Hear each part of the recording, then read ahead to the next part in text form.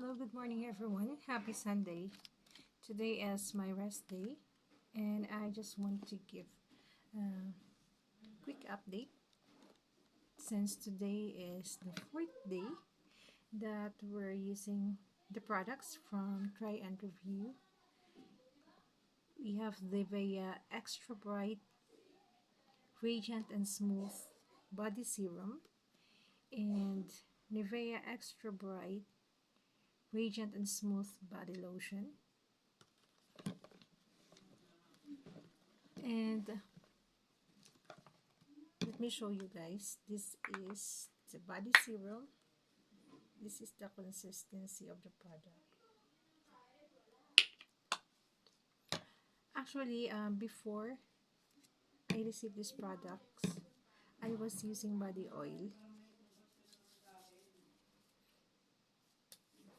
Pero I tried using this. So, it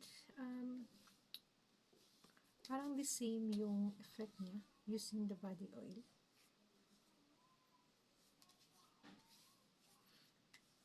At gusto ko yung scent niya. Since it has a mild scent, ayoko ng matabang na ayoko ng products na matapang yung amoy. So, this is good for me. So, I'll show you the lotion naman. Ito yung lotion.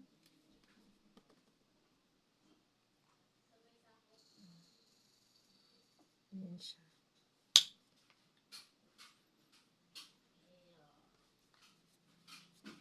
Halos same lang yung scent din nila.